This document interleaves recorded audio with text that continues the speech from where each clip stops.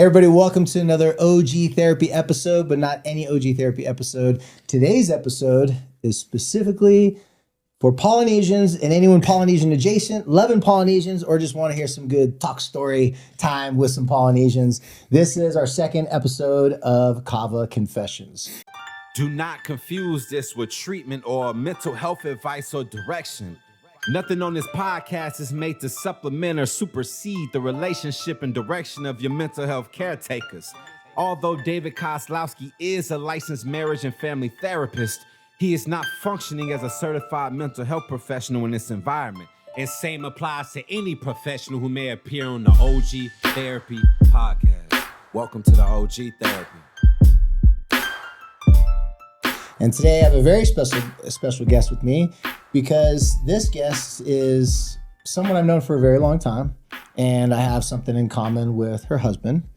And also I have something in common with her daughter as well, because her daughter right here has a story that when she first told me this, when we went to lunch a while ago, she did something like a lot of people do that I've done, where I say, you know what?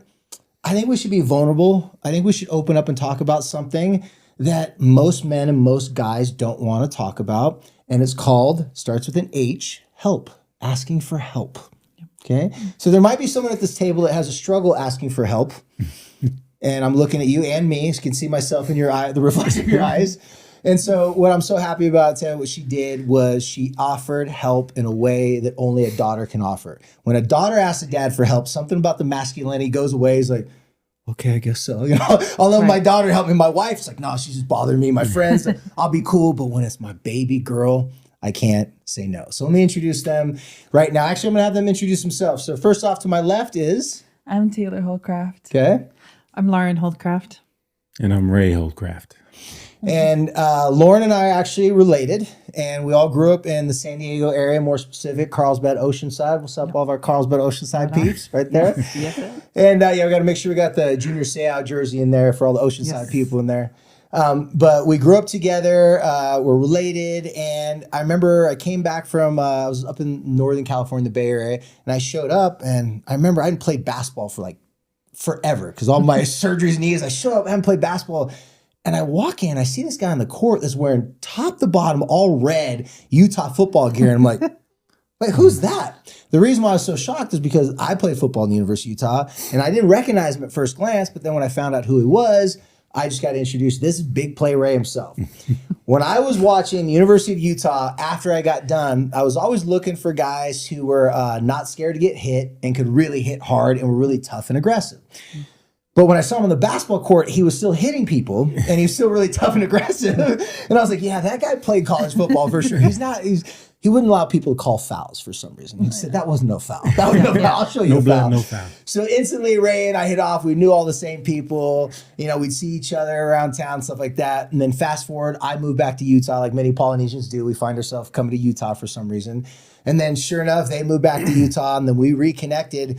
But the way we reconnected was not the way I'd expected. I had no idea. Like most of the guys that we play football with, you only know something's going on in their life after the fact. Mm-hmm. After the parents posted, or after the family posts online. And, you know, and we have lots of mutual friends. And there's lots of guys that went through the University of Utah program that have had really hard things go through their life. And as I know, when you're an alumni of a sport or a university, you have a camaraderie with those people. And when your friends don't reach out and ask for help, it makes you mad. Yeah. It pisses you off because you're like, I would help them because they would help me.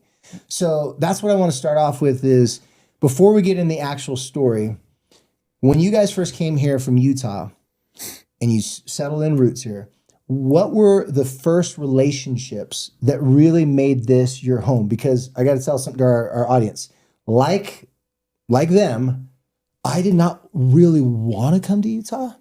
Meaning, even if it was the right move, there's something about the dry air, the lack of ocean, and no good Mexican food. Great Mexican food. Okay? Yes, that's it. That us local San Diego's like, man, we're dying over here. We're all getting all white during the winter time. We have to tell everybody, hey, I'm Polynesian, you know, because nobody can tell because they're so white. Exactly. So when you first got here, what were the most important relationships? Because this episode, this is all about relationships right now. So what were the relationships that got you to the roots of Utah that helped you get through what you guys have been going through lately? So let's start with you, Mom. So relationships, honestly, it was really tough to leave San Diego, to leave Carlsbad because all of my family was there, siblings and You couldn't go parents. 5 feet without seeing somebody new. No, like all of our grandkids, all of my kids were raised with their cousins, their best friends. And so to move to a space where you don't know, where we have a lot of acquaintances, we have a lot of good friends, Ray and I's, but our kids don't have friends. Yeah. And to move them mid high school, mid junior high was really a tough adjustment. And so, our super close best friends that we've had since college, they were the ones that kind of wrapped their arms around us and said, hey, like, we're here for you guys. And then in addition to that was our Psalm 1 ward, and that we're a part of. And weren't the Mahis in that ward with you guys? They were, and the Mahis were in that ward. Mm-hmm. And it was instant family. It was instant love. It was instant like, hey, you guys, welcome. We love you. And like, let's get you acclimated. And being that we left everybody back home in Carlsbad, and being that we've spent 20 plus years together with the kids and their cousins, it felt like that helped it to feel like home a little. And as time has evolved and we've made more friends and just people that have reached out to us, the Utah community, Ray's previous teammates, mission companions of Ray's, and then just college friends of ours who've just like really like taken us in and really just said, hey, like Utah is a good place. We still love California. We still miss San Diego. We love Carlsbad. We get home as much as we can. But those who have become our solid friends, our ward family and our good, close college friends have really, really helped us to kind of feel and make roots here. Thank you for that. And because Ray spent time here, I'm sure it was probably a little bit easier for him to acclimate because he already had friends here and stuff like that. But not like you said, the kids didn't have friends. So Ray, when you guys first got here, you start hanging with your buddies, talk to some people as much as you can, play golf and stuff like that. But how long did it take you to feel like this was your family's new home?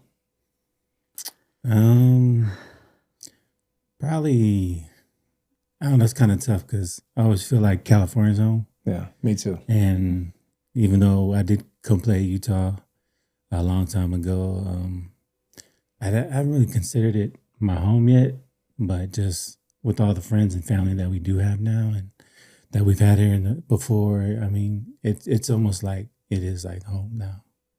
Yeah, I mean, there's that old saying, home is where the heart is, right? And what you guys have been through recently, I think this is where the heart is now. Yeah, home is where the kidney is now. Yeah, home is where the kidney's at now. So that leads me over to Taylor. Taylor, if you don't mind, I wanted you to be the one to crack, to tell the story and tell, my listeners, because a lot of people that listen to my podcast, it's a mixed bag. I mean, parents, different types of people. Obviously, there's a lot more Polynesian people listening to it now. But for those who don't know, why don't you give us a little background about what caused you to just post this post, which I just looked at yesterday. I'm like, dang, that's got a lot of views. I'm like, what? I'm like, man. Yeah. So what exactly, like, how did that all come about? Like, why did you tell the story, and then why you finally said, I'm just doing this? Yeah, so my parents came to me in August, right before school started. So I attend BYU. I'm the traitor in the household. It's okay. It's okay. We forgive. There's forgiveness. It's not Catholic, but still love her. Yeah. The Lord wants me there. That's all that matters. Okay. But right before fall semester started, they said that we were at the point where Dad needed a new kidney. Like, right? Like kidney failure was. So up until that point, you're hearing Dad's health's not good. You're worried. You're scared. But then when you heard that was different. Yeah. And so just like the worry behind that. And I think because I didn't post the video until January. Yep. And so between August to January, our family was, especially I think my dad and our family was just trying to figure out what that looked like and trying to come to the terms with that. And my mom had approached me about what the social worker said about creating some media to put that story out there. And I was busy in school. I had finals. College at BYU is pretty difficult and prestigious. And so I kind of was like, okay, give me a little bit, But I knew that I wanted this video to reach an audience. And I think because of my mission and how my mission was like a media mission. I You felt already like, had understand how it could actually reach more people. yeah, I felt the weight of what it could do and where it could go. And so over Christmas break, I was back home in California in Carlsbad, and I spent a lot of time at the beach just thinking how could I tell my dad's story, right? And so Yeah, no pressure. Yeah, no pressure. You just gotta get him a kidney so he in a lives back. minute, 30 seconds. Yeah. And it was funny like how when I sat at the beach, like all these memories popped up of what my life was Real quick, there. what beach? Warm waters. I love warmies. They took the jetty out though. That's a whole other story. You can't get this, not the same barrel, but it's okay. Continue. True that. And so I just spent a lot of time at the beach, like in between shifts at Handles, and just wanted to just think about how I was going to tell Dad's story. And so I wrote a script, and I would call Mom and Dad and read it to them and ask them if they wanted me to add or take away anything. And then I made the video, pulled together all the memories. And something about my family is they're like, you're always taking videos. They're like, why are you always filming everything? And I feel like, even though that can be annoying, if I hadn't done that like most of my life, we wouldn't have had like the turnout of the video that I had. Because you really told the story over time, like Yeah. And so for me, like my dad is like, to me, he's the strongest man in the world. And I think I was young when my dad played football at the U, but ever since we've moved to Utah and just growing up, I've always heard stories of how strong he was and how like always respected. Yeah. And so for me, I think I could start from there and just kind of tell the story of who he was and what it was like for us. Because since we've moved to Utah, my dad's health hasn't been the best.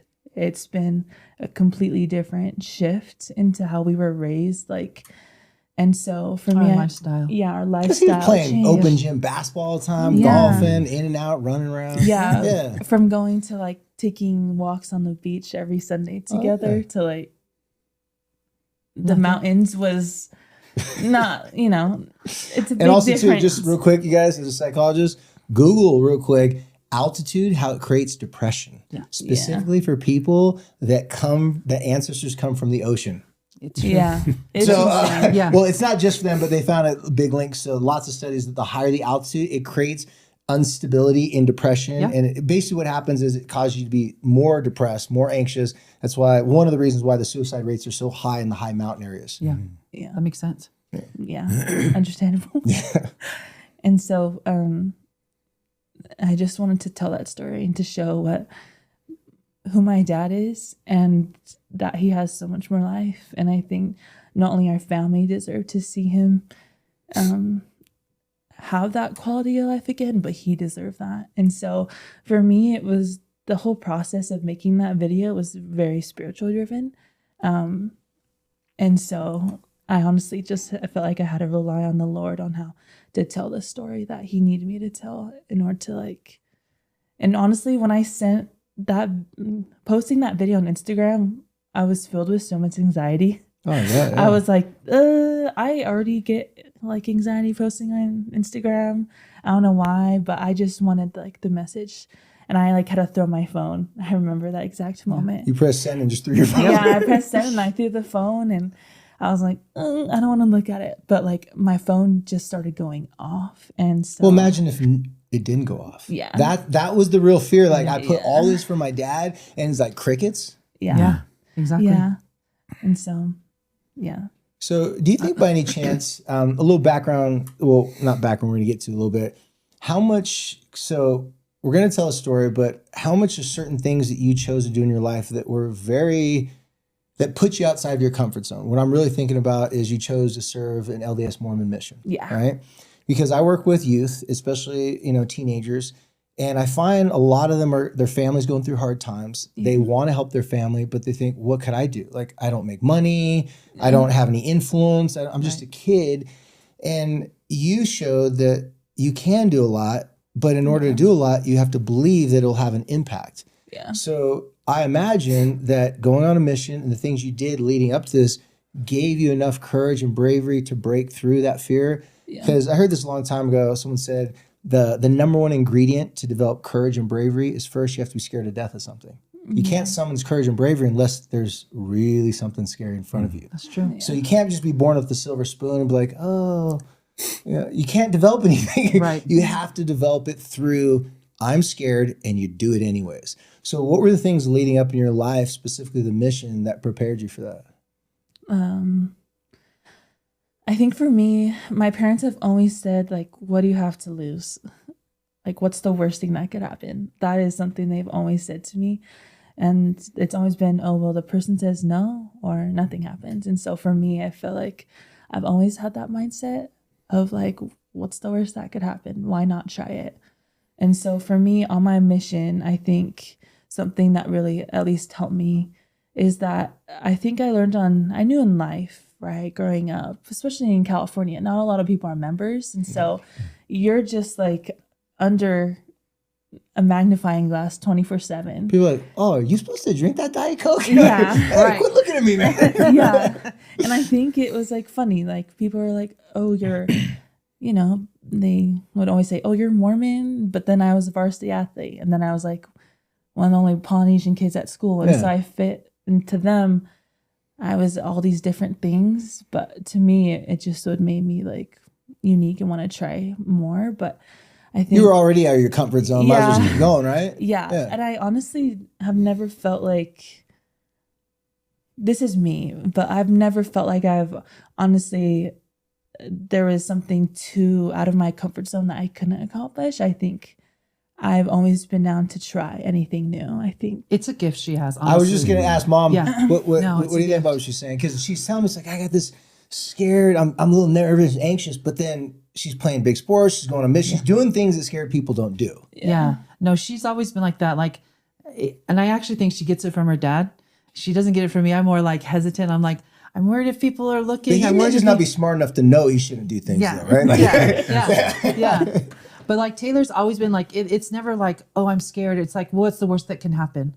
I'm going to go ask this, what's the worst that can happen? And because of that, like her level and circle of networking and contacts is crazy. Pretty Like, diverse, I bet, huh? It is very diverse. And I Yeah. think it's because she doesn't see like, like she's one person, like she could go and ask them, hey, what do you think about this? Or, hey, I want to ask you this question. And there's no fear in her. I mean, I shouldn't say that. There probably is fear, but it's not like if they say no, she's like, Doesn't oh, I stop feel her. crushed. It's like, okay, well, they said no. Okay, moving on. And honestly, like it's such a great trait to have because we've seen where it's taken her, like where opportunities, so many things she hasn't had she's had trials, but she's had so many opportunities with things in life and like even where she's going this summer because she opens her mouth and she's not afraid.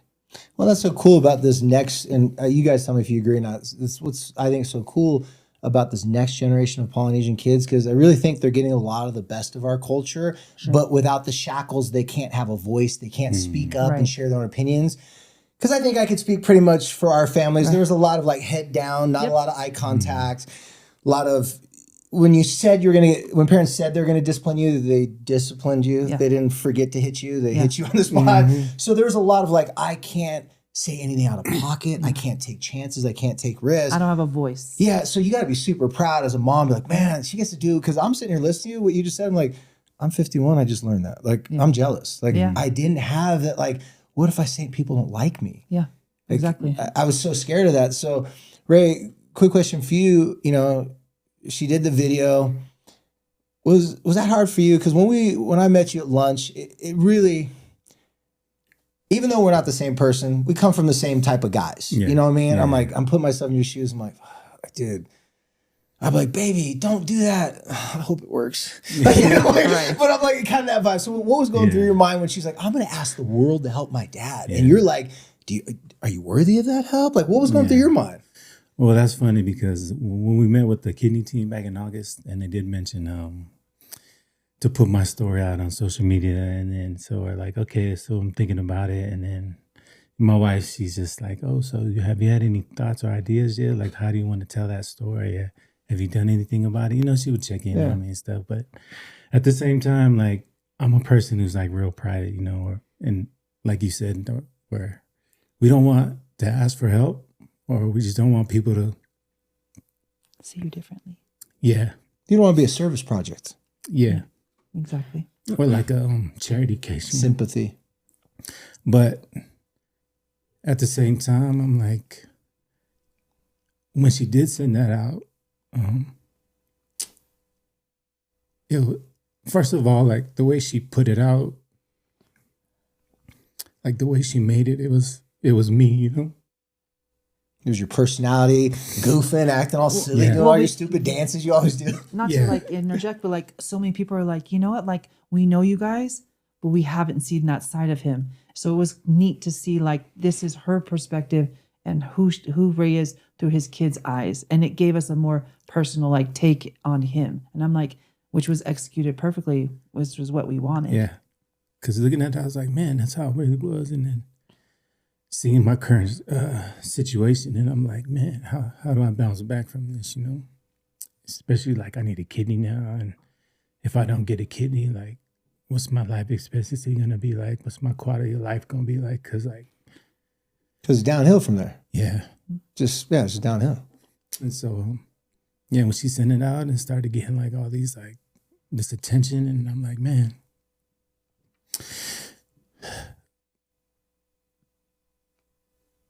like people really do care about it. And I knew they always did, but like, I'm not the type to be like, you know, go out and ask for help, or like, I was just me, you know, it's just who I was. But like, that was the most humbling part of this whole like process. It was just being vulnerable and just like accepting help. And I know people love me, but like this outpouring of like love, and like it was just, You don't really know what people really think about you, though. Yeah. And then I was watching some of those comments and stuff. If I were you, I'd be like, dang, like I didn't know I made that impression on these people. Exactly. Was that going through your mind? Like, yeah.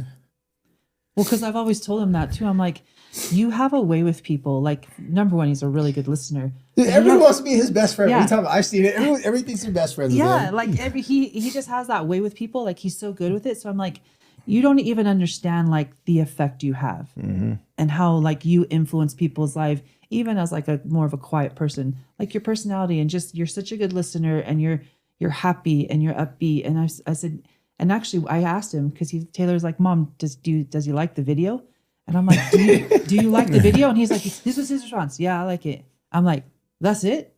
Yeah, I like it. She's been all this time. I've been hounding her. She's been Yeah, I crying like for it. days trying to put it together. And then he was just like, I was just trying to like, I know, trying to keep, process it all. Take it in and just like, but then he's like, no, I mean, and he didn't really say much, but I think it was like literally as soon as that thing dropped, like it was like call after call for days. And he was like, man, people really do care. I'm like, yeah, people love you. And I think we forget that. You forget that when you're in all of the mess of like disease and life. it was like people from everywhere, like back home, and people I work with back in California. Like Football guys, all mixed with different types of football people. guys, absolutely football guys. High school friends. High school friends. in Virginia. Mission companions, like everywhere. No It's love just like, lost after all these years. You haven't seen some of those people in years, and their last impression is this is the guy we need to reach out.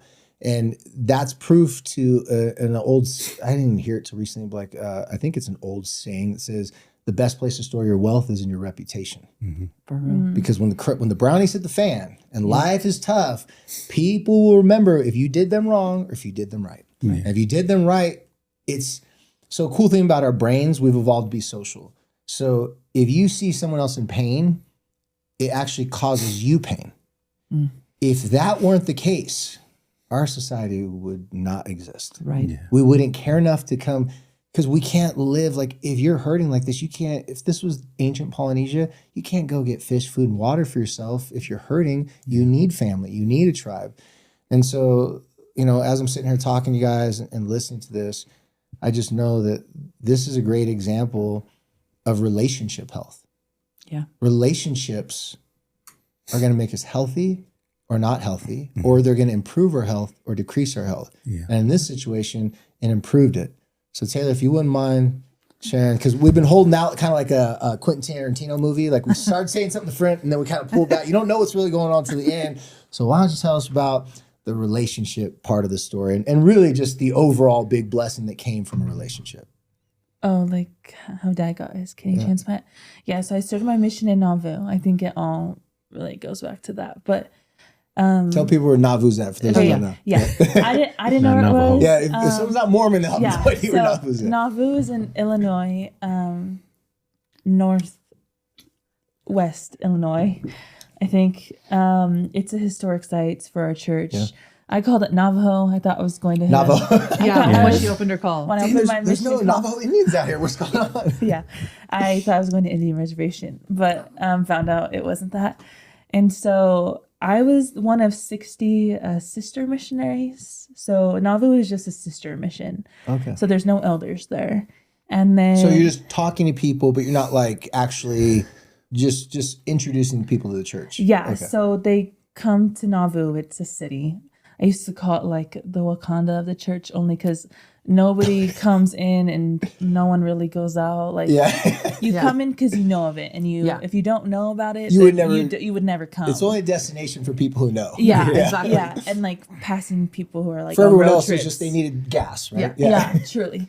And so we also served with like 60 senior couples. So I had like 60 sets of grandparents there. And cool. so it was so much fun. I didn't think I would want to dress up as a pioneer every single day. Hang out a bunch of old palangis all Yeah. Yeah. But I loved it. I loved bet, learning man. the history of our church, and, even like, other controversial stuff. I loved learning and being able to share something.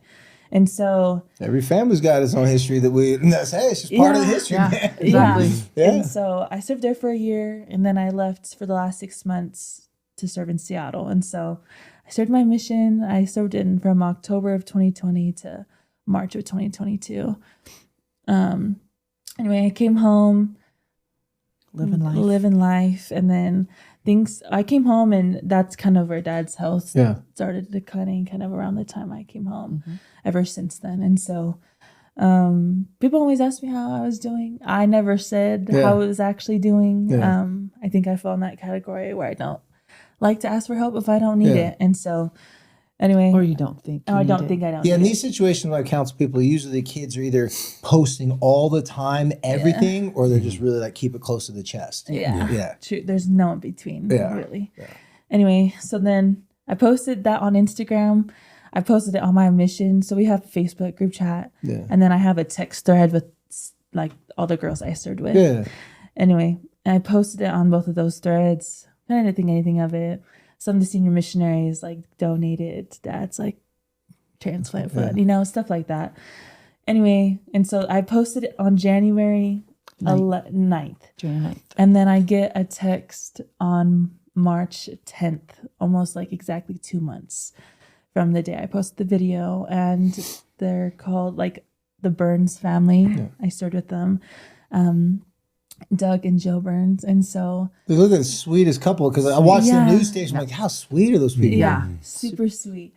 And so they live in St. George, and she messaged me and she said along the lines of like, hey, Taylor, we're thinking of your dad. We've been praying for him. Like, our good friend had a heart attack and he's most likely going to pass. He's a kid, like a organ donor, and we want to see if he could be a match for your dad's kidney. So I got that text around like 2:30 on a Monday. It's like Months after you posted it. yeah.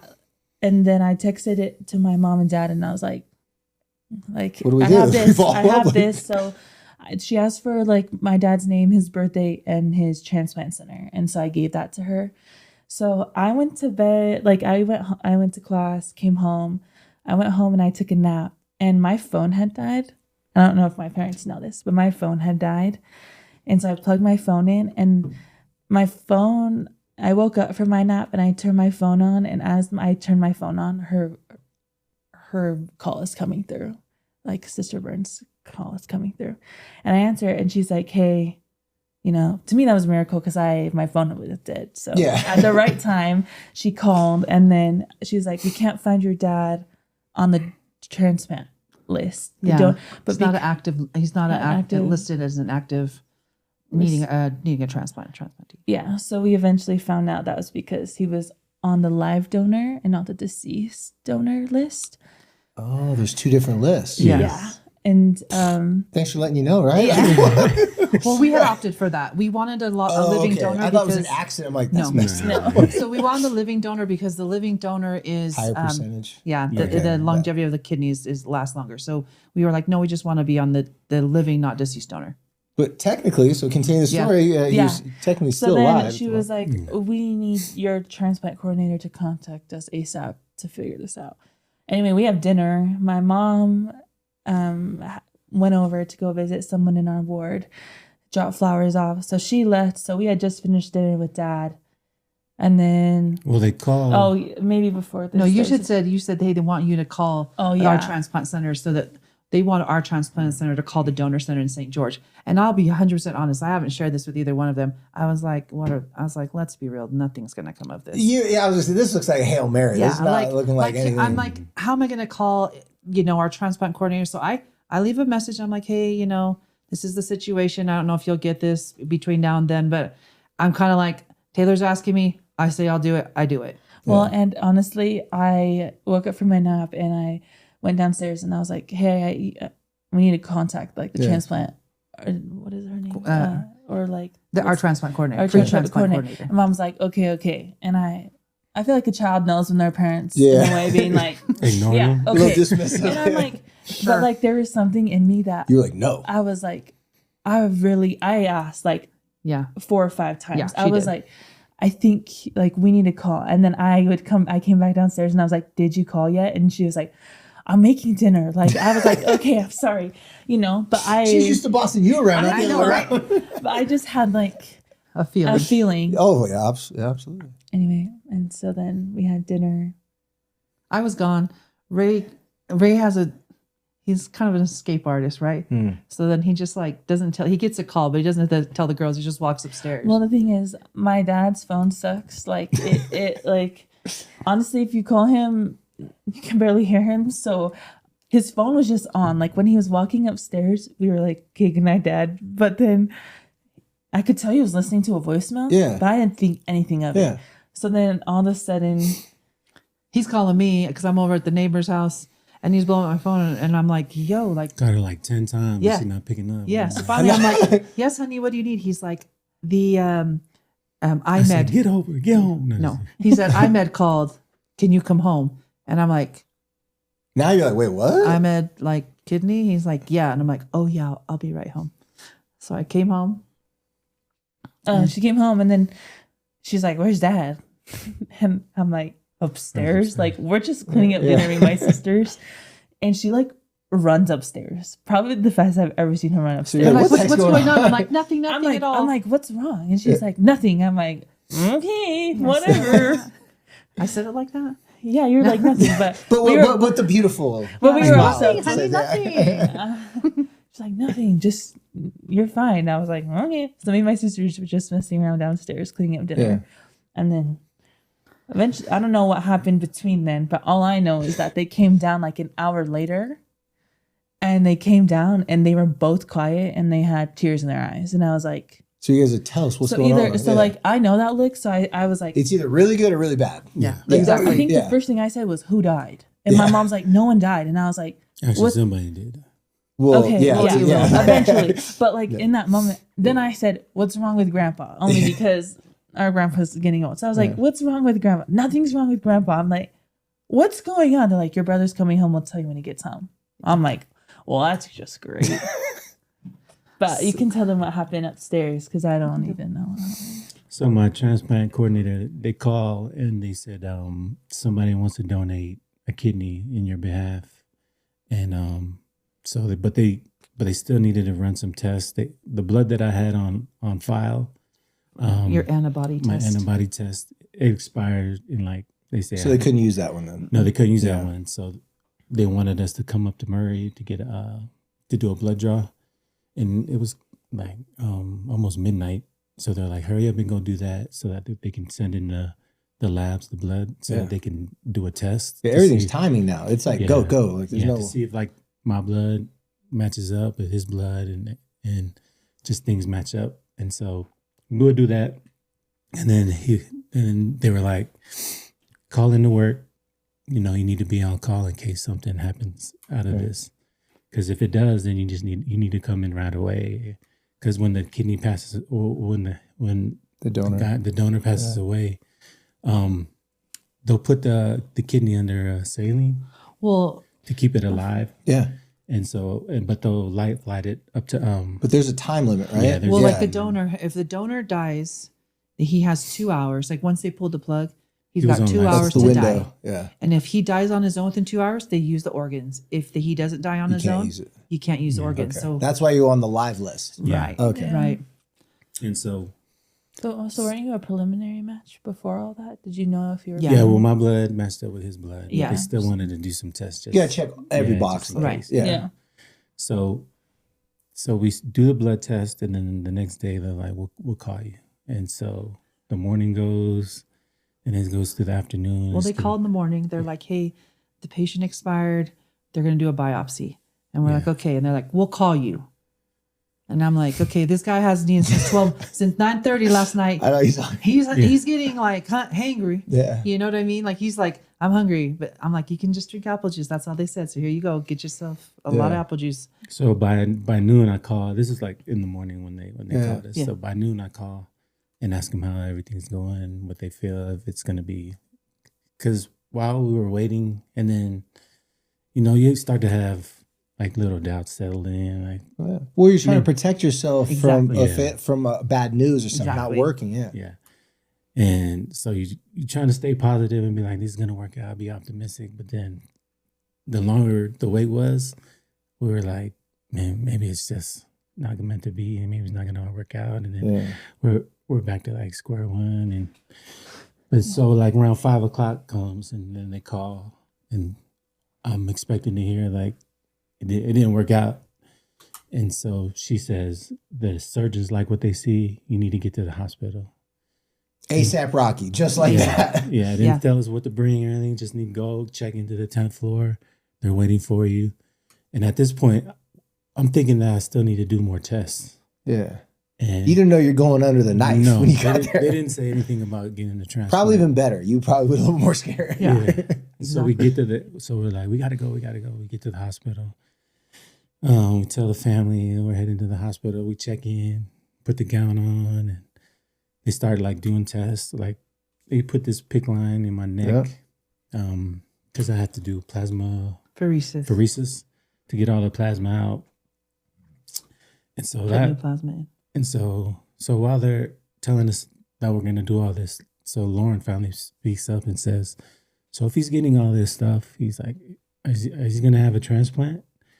And so the nurse is like, "Yeah, he's gonna have one tomorrow morning at 7." And we're like, this is the first time we actually hear anybody say that we're gonna get a transplant. So now the hope is like, who's next? Like, exactly. We're getting it. So now it's like we heard it, and now we're like, it's gonna happen. So we look at each other, we just start bawling, and we're just huddle up, teams, start crying. We're just like, oh, it's gonna happen. It's really gonna happen. So the next morning, 7 o'clock, and from that point where they told us and everything else, getting ready for it, it was like going so smooth. Like even the nurses were like, we've never seen it like go so smoothly. Yeah. But one piece of information that I think is important is like the night before when we talked to our transplant coordinator, who actually ended up calling us back after we talked to IMED. She's like, "Hey, so I said they said we weren't on the donor list," and I said, "So I'm confused because like that's wrong, and we are." And she's like, "Well, you're both right." So she said, "You're on the active donor list. You didn't show up. The reason why they couldn't find Ray is because he wasn't on the deceased donor list. Technically speaking, even though the man is alive, he will be deceased. So they don't even put him on the active. So they don't even, So they're like, we weren't checking the active donor list because, we're only this is great information for anyone listening to this that could be in this situation. I've never even known that. Yeah. So the transplant coordinator is like, they said, hey, if we're preliminary match, we want to be a direct donor to Ray. Mm-hmm. We want to be a direct donor. Now the family said this. We want to be a direct donor. Our transplant coordinator, within a half an hour, got us switched to the deceased donor list and approved by our insurance for him to have a kidney transplant the next day, because the kidney transplant has to happen within 24 hours. And in hospitals and medicines, it's not that smooth of a transition in anything not. usually, especially in a big procedure like this, because there's so many boxes to check. Yeah. Right. So it had to be a direct. They had to say, he's getting it. This is not going on a list. This is going directly to We him. wanted to go directly to him. Yeah. Because someone else could have cut in. Like, 'cause, I mean, the next person in line, you could have been, way down the line. Right. I think too though, like each time like something happened, like my parents called us or we met as a family. And so like I think one of my favorite memories was that night after you guys came down. My parents like sat all of us down and I was like, what the heck is happening? Because honestly, there was someone else in our family who could have been a donor for my dad. Who actually was considered a match. We were waiting to hear back. This is a family member in San Diego. Yeah. It's actually my sister-in-law. She was a match. And so she was going through this process and she was waiting on this one test. So we were like, sweet, we got a living donor right in our family. Yeah. This is money right here. And so, but I hadn't heard from her. And of course, I'm going to give her space to let her work through the process. So when this came up, I'm like, wait, do we take this? Because like my sister-in-law is a match. But like now we realize like it was meant to be that Rob Dunlap was our donor and not my sister-in-law. So my And that, even though it was a match, you guys learned that doesn't mean that it's going to work just because it's a match. There's other things that have to be qualified too. Yeah. So that night was like pretty emotional for like all of us. I think we all got up and like we always do family hugs. But I don't know if like my parents know this, but like after they found out the next day that my dad was getting a kidney transplant, like me and my siblings, like we were together when we got the call and we like just knelt down and said a prayer. And I think for me, that's been such a big testament to all of this because we've had to be so prayerful from the get-go. And like everybody's prayers. It wasn't just our prayers, but like in that moment, it was like everyone's prayers had like manifested this miracle for our family. You guys, I was in school one time and I remember my professor, he said something. I don't know if it was like backed by science or proof, but I liked what he said. He goes, you will learn way more from being a parent raising your kids than you ever learned from being raised by your parents. And the reason why is because you get to run it back. You're watching yourself, but it's not you, but it's you. But it's a new like 2.0 version of you. Right. They didn't come with all the crap that you came with on your hard drive. Like they're new and they can be they can be not curated. They can be almost like become a person that extends further than you ever could. For sure. Yeah. So for the two of you, hearing what your daughter just said, everything that she did, for you guys you couldn't do for yourself, what does that make you think as parents to know that your children, by definition, they don't have the same barriers that you guys grew up with. They don't have those same, like, oh, I don't deserve this. I can't ask for help, whatever. I don't know. It sounds like she and your kids have been an example to you guys lately. For sure. What do you think, Raz? Because I married a good woman. That's right. I would tell people like, man, how'd you get your wife? I'm like, I'm trying to get co-signed into heaven someday, man. I'll be the first one like, I married her though. She got me. She got to get me in. Yeah, get me in. Slide me in the back door. Right. I think, like you said, like the barriers, like growing up with the parents that we had and like how they were brought. Just old school is harder. There's like, not a time for, hey, how you feeling, Ray? Yeah. Like you couldn't express any kind of feeling at all. Like life was hard, man. it was. And then like you couldn't even like go to your parents and ask them for advice. No. Because they would be like, well, figure it out. Like I went through it and I figured it out. And all you want I'll give you advice. Why are you stupid? Why are you asking me? Yeah. And then you get hit for like asking the question. And so like I think we both agreed, like when we were early in our marriage, that we wanted to raise them different, or especially on my side. Gentle persuasion. Yeah. Not the heavy hand. No. Because there'll be times where I'd come back home from school and I tried out for like for baseball. Like they wanted to put me in the draft out of high school. And I went through the trial. It was with the Dodgers and the Marlins. But the Dodgers ended up telling me that they wanted to draft me. But so I go home and I tell my mom, she's like, how's practice? was like, that's good. I was like, so they wanted like a professional scout came and wanted to like draft me out of high school. She's like, and what'd you say? I was like, oh, I'm going to go on my mission. She's like, good. Nothing like, oh, that's awesome. You know what I mean? And Yeah. so, but that's just like how I was brought up. It was just like, so like, I don't know, There's not a lot of conversation. Yeah. There's not a lot of dialogue. There's There's not not like details. there's not There's like- not like, hey, like- I'm worried about this Yeah. for you. That's why I'm Yeah. angry. So- I'm not angry. I'm actually worried. yeah. yeah. Yeah. So you bother not even to say anything and just do what makes them happy. Yeah. And so, And so you really are inspired by your kids because they're doing stuff that's like, you're like, dang, like I'm jealous that this, like Yeah. that they have the ability Yeah. to do that, Yeah. you know? yeah. And I think it's when we made that decision that we want them to like ask us questions and come to us. Because it's you guys against the world, right? Yeah. The world's influence versus the family's influence. And, you know, the world's got good things, but sometimes there's not good things. You don't want to That's influence true. your kids, you That's know? true. Yeah. And if you're mean at them, if you're yelling all the time, then they're going to go to the world for information. Why Yeah. would they come? I see this with parents all the time. Like, if you freak out because your kid left a wet towel on the floor, what do you think they're going to tell you that they vaped? Yeah. They're not going to tell you they did dirty stuff, like they went a little too far with their girlfriend or boyfriend. You know, Yeah, they're not going to no. give you that information Yeah, yeah. because they don't feel that you can handle the truth. Yeah.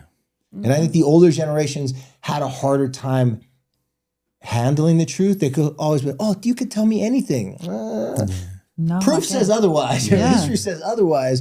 And so the same question for you, it's like, what did your parents do that allowed you and your sisters to just be this way? Because they had to allow you guys that freedom. Because if they were the like old school, don't get me wrong, the old school parents, they were great for that time, but we're in a different generation now. Yeah. Yeah.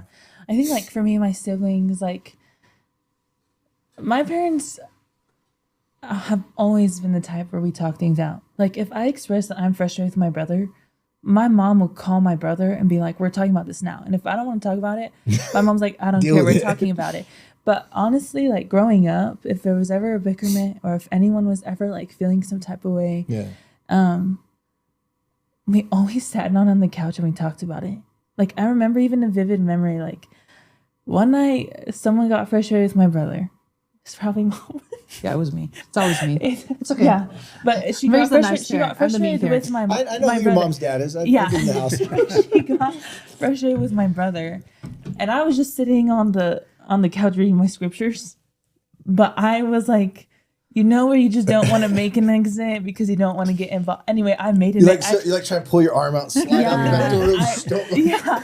So I literally attempted an exit and it backfired. And my mom was like, no, you sit there. No, you're in this now too. She was like, you sit there and you listen and you be there for him. And I'm like, why do you want someone to be there for him if he's getting yelled at by you?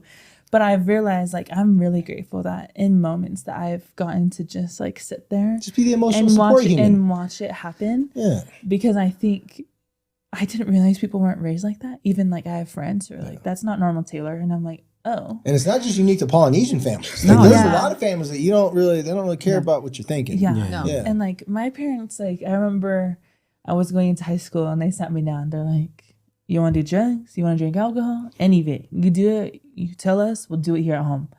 Like that was always what they said. I love that reverse psychology. Yeah. My dad said that, but I'm like, Yeah. let's be real. No one's going to do that. Yeah, let's be real. I ain't bringing it home, but I'm not getting hit. But it was more of like an example. Like we're just saying that, like whatever you do, we're going to support you, but don't do stuff that's Yeah. going to make it bad for everybody. Yeah. You know? Yeah. And I think another thing, because like how my dad just shared that story, like he always said that growing up, they didn't ever really celebrate the small things.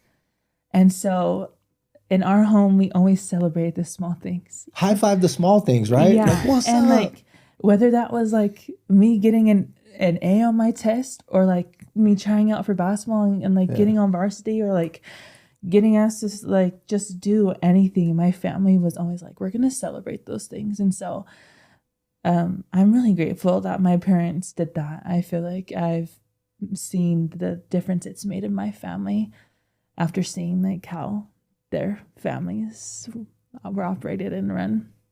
Well, I mean, the goal is I've never heard a sane parent not say this. All sane parents say this. I want my kids to not be like me. I want them to be better than me. Yeah. Yeah. No parent wants their kids to be just like them. They'd be insane. Like, why would you wish that on them? Yeah, Right? exactly. Because like, why did you go through all that stuff just to give them the same problems for them to deal with? The goal is like, let's shortcut it.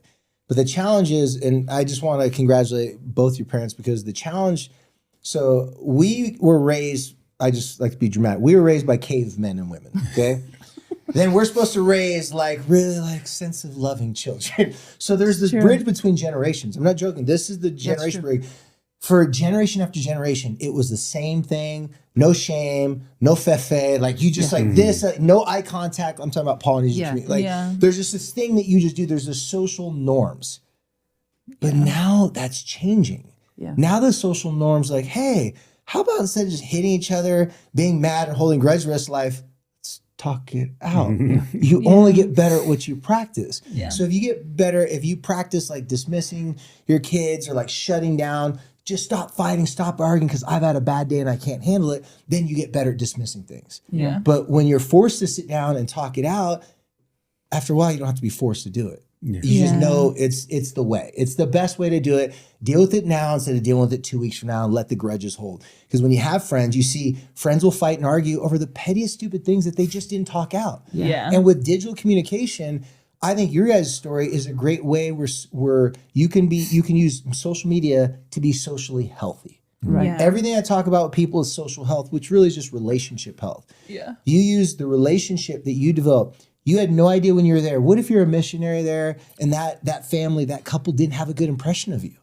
Yeah. What if you're just like, what if, let's just imagine a character. What if you're one of those girls walked in, hey, what's up? Always goofing around, joke around, never serious about the work, just kind of being playful and stupid, not stupid, joking too much. Yeah.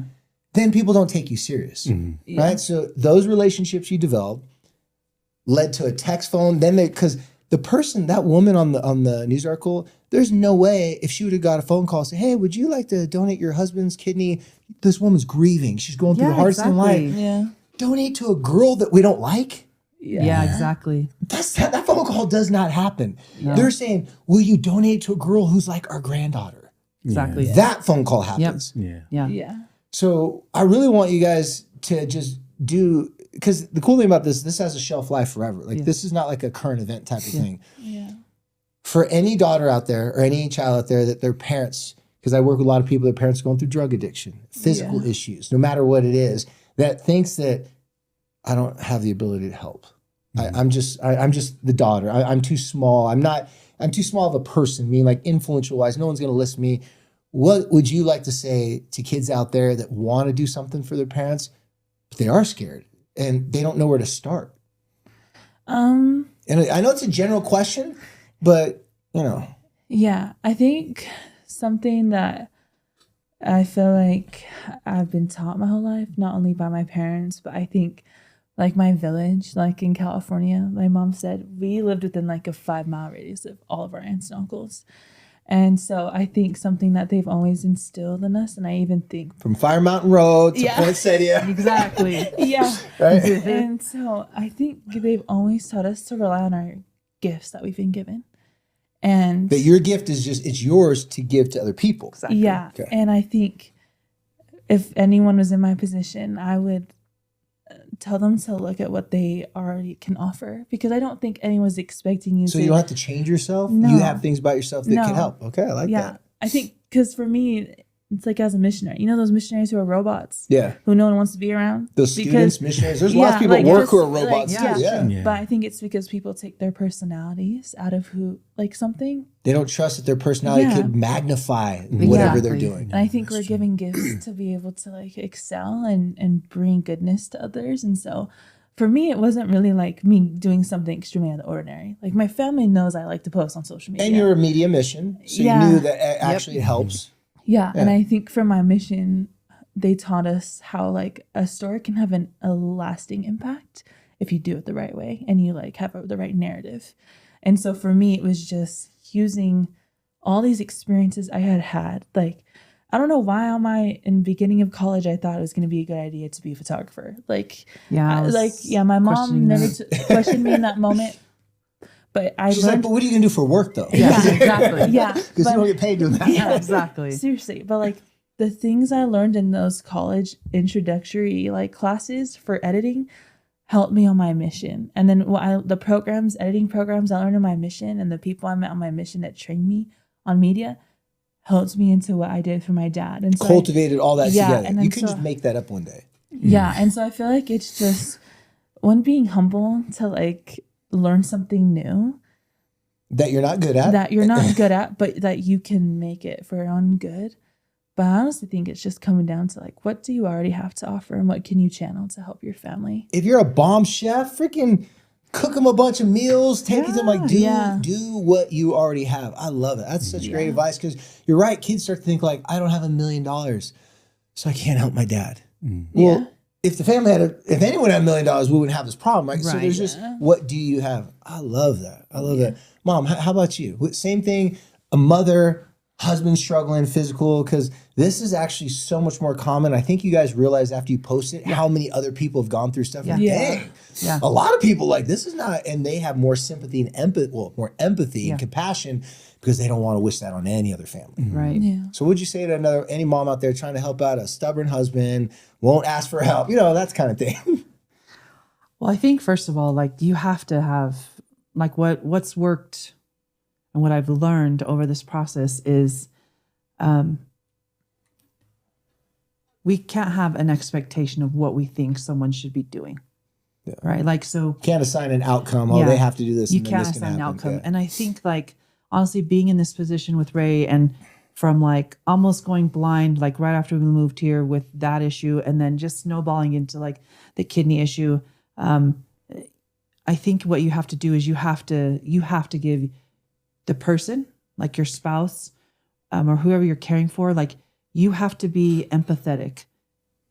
And I feel like this situation or this experience, we've been able to get through it through empathy. And not only because people have shown us empathy, but it's given us perspective now. And I've actually talked to my kids about this. I'm like, listen, people can act a certain way and we may not like it, right? Yeah. I'm no psychologist, but at the same time, I'm like, you have to step back and think, okay, I don't know what that person went through before they got here. I don't know what they're going through. They may be acting out. They may be having, and I actually had this conversation with Ray many times. I'm like, yo, you're like silent. You don't talk. You don't say anything. Like, what's going on in your head? And he's like, I'm good. But when I was able to break him down, it's like, I feel like a failure as a dad. I feel like a failure as a husband. I can't provide. You've been working. You do everything, and I do nothing. It's a dagger in his heart, man. Yeah, and he's like, I'm good for nothing. Like I have nothing to offer you. So maybe guys. it's best I don't get a kidney. Like deep, weird thoughts kind of creep in, man. No, it is. Everything. Weird thoughts start getting in that head. Yeah. But I realize I'm like, you know what? The best thing that I can do, and maybe this is a very like elementary thought process, but I'm like, we just have to keep going. And we just have to, and honestly, it sounds really crazy, but when all this started with him, our bishop came to me and he's like, hey, I need you to be Relief Side president. And he's our best friend. And I'm like, yo, bro, what? Like, you know what we're going through. And he's like, I know. I keep telling God that. And this is what he keeps telling me. And I told Ray, if I wasn't, and it's not even a calling anybody asked for. Like, I'm like, put me in the nursery. I'm cool there, right? I know. I was like, nobody wants that. Nobody wants it. But I'm like, through it all, it's made me see that like through our struggles and through his struggles and trials, like everybody's going through hard. It's crazy how when you're serving, it takes a little bit, it makes other things more manageable. It really does. And then it's like, so if anything I can say is like, just be empathetic, and then just be patient with yourself as like a caregiver, and give yourself grace. That's what it boils down to. Give others grace and give yourself grace, because you're not going to be able to make it through. And then lastly, and the hardest lesson that we've had to learn, because I don't care if you're Polynesian, whatever ethnicity you are, nobody likes to accept help. It is like so humbling. It's a hard pill to swallow. Yeah. And like, even though you're thankful for it, it's hard to swallow it. Like being vulnerable enough to be like, okay, he's like, I just don't want to put all my business out there, like with the kidney, because you kind of seem like a charity case. But I'm like, we have to learn, like, so it's okay for us to give and shell out, give it like all this service. But like, oh, no. I don't deserve that. I don't need that. Hypocrisy. That's being a hypocrite. It really is, yeah. But I think because we've had to be on the receiving end, and it's been so humbling, it's also been such a blessing, because you realize like, okay, well, people do really care about us and we care about them. And like, this is God's way of being like, hey, you're asking me for help and you're asking me for my will and you're asking me for blessings, right? You're asking me to take care of you. But yet when someone comes to you, you're like, no. So I'm like, we've had to realize like, no, this is his way. It goes both of ways. answering You our- got to give answering and us, receive. Yeah. answering our prayers. And so I think it's just literally like, and just taking things one day at a time. Like you can't really set an expectation on yourself. Like today I am just going to take care of my spouse and get pizza because I can't make dinner. It's funny, those stupid platitude sayings you hear your whole life, Yeah. you're like, it's actually relevant right now. You just got to like Yeah. take one day at a time because you start thinking about tomorrow. Yeah. Well, you gotta live. That's tomorrow because way too far ahead when you got a situation like Right. every day is like tick tock, Right. tock. Yeah. You got to deal with right now at that particular moment. And another thing too is I'm like, I got to make sure he's right. Like he's right in his mind. Like I can't let him Can't let him get to spiral. Yeah, I can't let him spiral, and I can't let him get to a place where like he doesn't feel worthy of us, or he doesn't feel worthy to be on the Because earth. then he'll start to isolate himself. And he did. Yeah, I did. He did, and it was terrible. And I was like, and I honestly had Isolation is death row. Yeah. That's what death row. You start isolating yourself as a Yeah. suicide prevention Yeah. specialist. That is the first time people start pulling away from family and friends. Yep. Like it's because they think they don't matter. Right, and he actually finally came to terms. Like, bless her heart, it was on our daughter's birthday, Lavania, and we had it out. And finally, he just like blew up, and he's just like, "This is how I've been feeling." And some people may not agree that you should share with your kids. Like, I felt like taking my life, or I felt like I didn't deserve to be on this earth. I didn't deserve to be your dad. But you know what it taught them in the moment?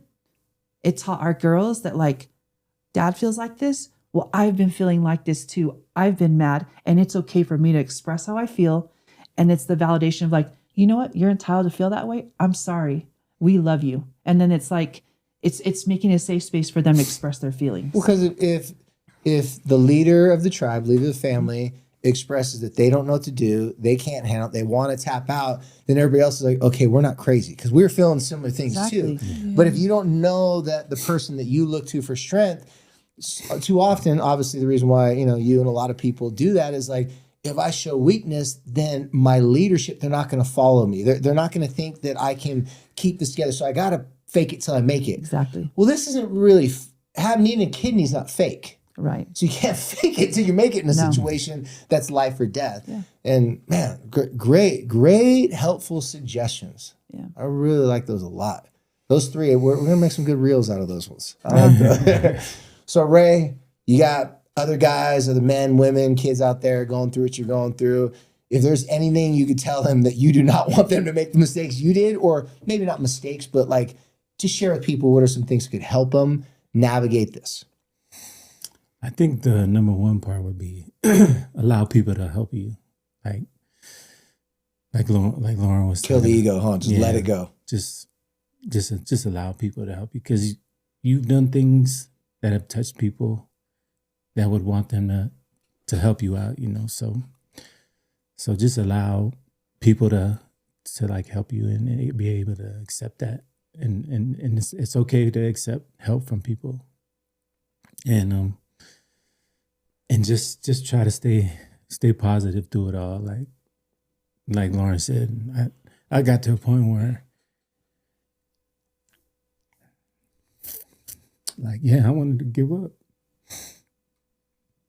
And then you're mad at yourself for wanting to give up. Because you're like, I would never give up, but I want to give up. Who is this guy? I was like in the basement and just like, was like, nobody would like, even like hear it, you know what I mean? Or just like, they just come down and just find me just like, tapped out, and, but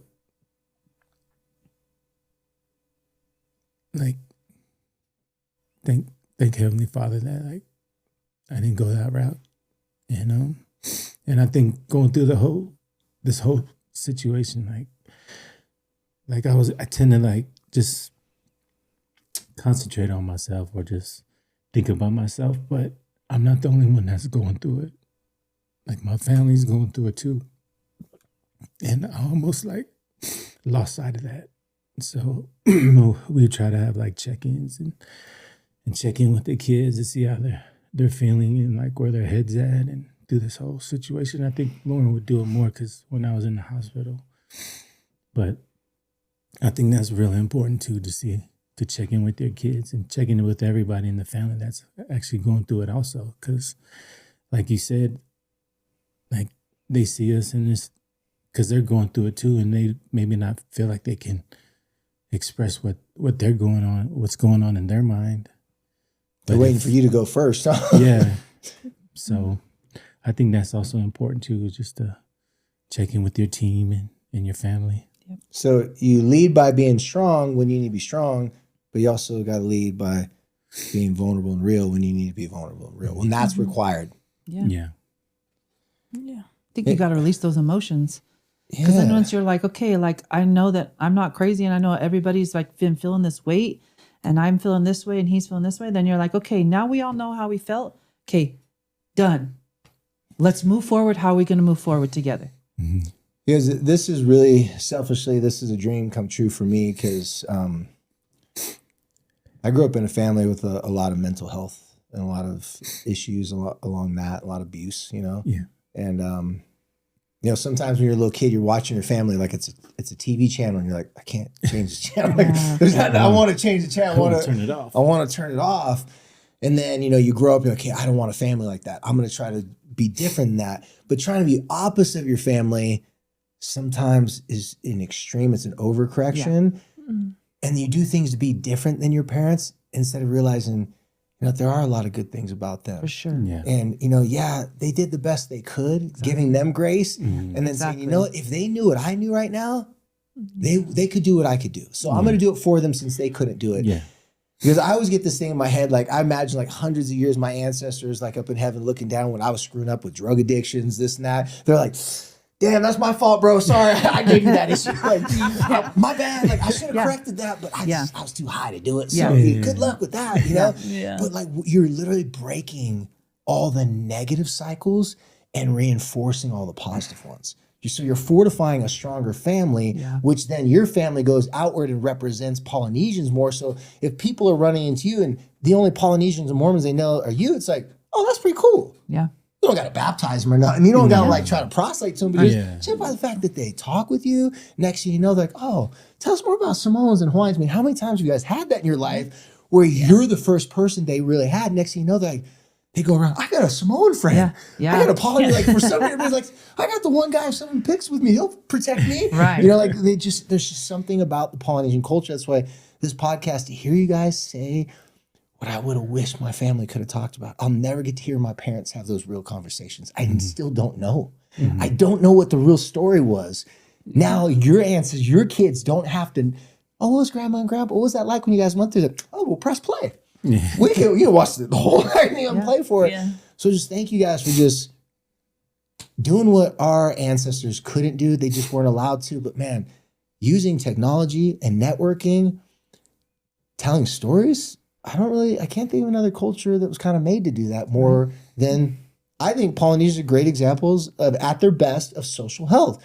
Putting relationships at such a high priority. That's why you guys felt weird when you moved out here and you didn't have like all the family around. I know how it is. Yeah. When I moved from Carlsbad, when you know everybody and you move to a place where you feel like you're a fish out of water, literally. Yeah. It's tough, but man, the relationships you guys have now are 10 times stronger because of what you guys went through. And it makes me a better husband. When you post that stuff, I'm like, damn, I better go do the dishes, man. I can't get my act together as a husband, man. Because I'm like, I just put off stuff. But then because I went through heart surgeries, my kids were holding my hand. I go, going to surgery, and I don't know if I'm going to come out of this alive. I was thinking weird things like, I didn't even like fix my son's door. I'm like, oh, what's wrong? I put this off, and you start having these weird things because you don't want to be remembered as the guy who didn't finish the job. Man, I just want to thank you guys again. And I hope you guys had as much fun as I did. Oh, absolutely. To all of our listeners out here on the OG Therapy Podcast, Kava Konfessions. Right now we're posting once a month, but it's pretty soon it's going to get to every other week and hopefully every week. And thanks for just being a great example of social health. And to all our followers out there, remember you can follow us. You can follow us on all social media, Instagram, even on TikTok now. I got Social Health on TikTok. We got OG Therapy on TikTok. Cool. So follow Social Health Initiative. SHI, that's the nonprofit. and also follow the OG Therapy podcast and follow these people here as well. You know, I'm gonna try to put the Instagram video. So when we post this on YouTube, maybe we can add in a little bit like the Instagram video so people have some context of like what we were talking about. Yeah. Maybe we'll throw a couple plays in there where Ray had a couple, goal line stand stops, back then. Not that many of those, man. Put a little feather in your cap. Let him know man was a true baller. He was. I was still surprised when I saw you at the Carlsbad Stake Center playing basketball. And I'm like, wait, Ray? I was like, I thought you made it to the league. Like, nah, man, they got these things with measurements. Like, apparently they want to be like 5'11", I guess. At that time, they wanted everybody to look like homeboy from the Ravens.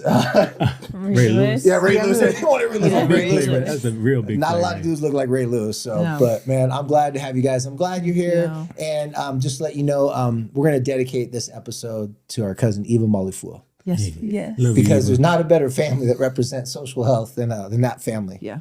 And so it's the Malifua family and all of our family out there. Thank you. Until next time, tofa, soifua, and be cool. Thank you. Peace. How do you guys feel, man? That was That was cool. awesome. I think